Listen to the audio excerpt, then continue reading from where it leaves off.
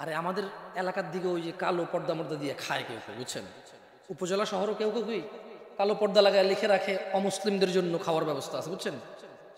এরকম লেখে। এবার মুসলমান মুসলমান কে কারা কি আর দেখে বুঝে যে কে মুসলমান কে মুসলমান খাচ্ছে। আচ্ছা, এটা বুঝলাম। এখন তাল কাটতেছে আর খাচ্ছে। ভাই বিশ্বাস করেন, মানুষ লোকাল বাস এসে দাঁড়াচ্ছে, মানুষের দাঁড়াচ্ছে আর ও তো কাটতেছে খাচ্ছে।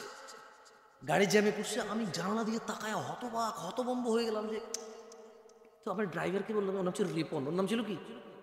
আমার বলছি কি ব্যাপার রিপন? রোজা না, আমরা তো রোজার মাস এটা। মানে এগুলো তো আমি প্রথম দেখতেছি। এগুলো আমি কি দেখতেছিলাম প্রথম। বললাম যে কি ব্যাপার, এভাবে দিনে দুপুরে এভাবে তাল কাটতেছে আর খাচ্ছে সবাই, ঘর নাকি? তো মুচকি এসে বলে যে এ লেবার শ্রেণীর তো কষ্ট করে রোজা রাখতে পারে না। বললাম কিরকম লেবার শ্রেণী, কি এমন কষ্ট করে রোজা রাখতে পারে না? বলে যে ভ্যান টানে, ওই কষ্ট কসরত করে। আমি বললাম আরে এই দেশের মানুষ গাছ লাগায় কেন? মেয়ে বিয়ে দেওয়ার জন্য। লাগাইছে কিনা? লাগান নাই? মাইয়া বাঁচবে নাকি বাঁচবে না, আপনি বাঁচবেন নাকি বাঁচবে না, এ গাছ তুফানে ভাঙবে নাকি তুফানে ঠিক রাখবে, এগুলো সব কিছু জানা না জানার পরেও তো কি লাগাইছেন? গাছ লাগাইছেন। কি জন্য? মাইয়া বড় হলে কি দিতে হবে? কারণ যৌতুক দিতে হবে। কি দিতে হবে? মূলত যারা যারা মেয়ে বিয়ের জন্য গাছ লাগাইছে সব যৌতুকের মাইন্ডে লাগাইছে। কারণ মেয়ের বিয়েতে কোনো খরচ নাই ইসলামে, ও খরচ করতে হবে, খরচ করতে গিয়ে আনবে, গাছ লাগাইতে হবে। তো গাছ লাগাইলে খরচ আসবে, টাকা আসবে। তো আমি রিপনকে বললাম, রিপন এদেশের মানুষ গাছ লাগায়, কোথায় মেয়ে বড় হবে, ছোট হবে, বিয়ে হবে, কোথায় কি হবে? বিয়ে করার জন্য, মেয়ে বিয়ে দেওয়ার জন্য গাছ লাগায়, ডিপিএস করে, টাকা জমায়, সমিতি করে। এই ভ্যান ড্রাইভার, এই রিক্সার ড্রাইভার, এই মাটি কাটা লোকটা কি জানতো না যে 11 মাস পরে রমাদান আসবে? বলো যে অবশ্যই জানো। আমি বললাম তুমি জেনে রাখো, ওর যদি রবের জন্য ভালোবাসা থাকতো, এই হৃদয়ের ভিতরে যদি ভালোবাসা থাকতো, ওর যদি ইচ্ছা থাকতো জান্নাতের, ও যদি টার্গেট হতো জান্নাতের।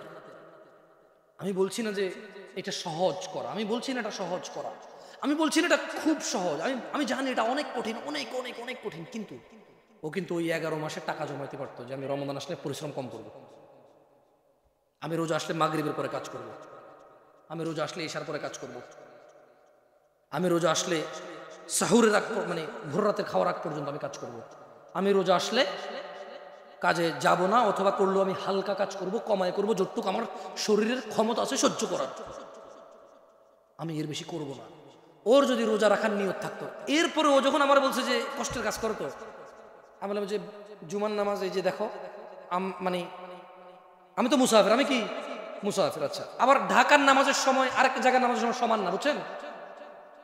আগে পরে 20-30 মিনিটও আগে পরে হয়। তো এই যে বনশ্রী যে কেন্দ্রীয় মসজিদ আছে, ওটার সামনে এসে আরেক জ্যাম পাইলাম।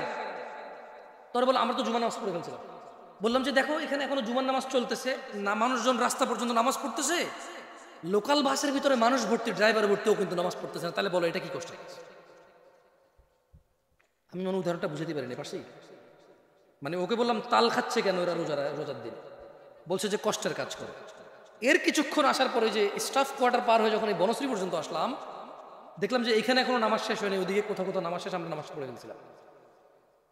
তো দেখলাম যে স্টাফ কোয়ার্টার, ওই যে বনশ্রীর মসজিদটা পুরো একদম রাস্তা পর্যন্ত ভরাট হয়ে গেছে, এখন বাস আসছে না, তো রাস্তার মধ্যে মুসল্লি নামাজ পড়তেছে, ওকে যেতে পারতেছে।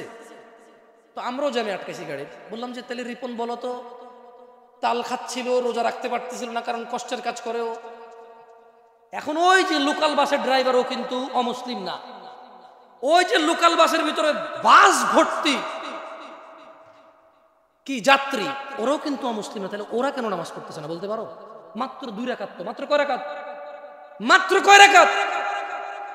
তাহলে শেখ সাইফুদ্দিন বেলাল মাদানী হাফিজাহুল্লাহর ওই নসিহতটা মনে পড়ে গেল যে এক প্রকার আছে দুনিয়াও নাই আখিরাতও নাই। আল্লাহ সুবহানাহু ওয়া তাআলা আমাদেরকে বোঝার তৌফিক দান করুন দিনী ভাইরা।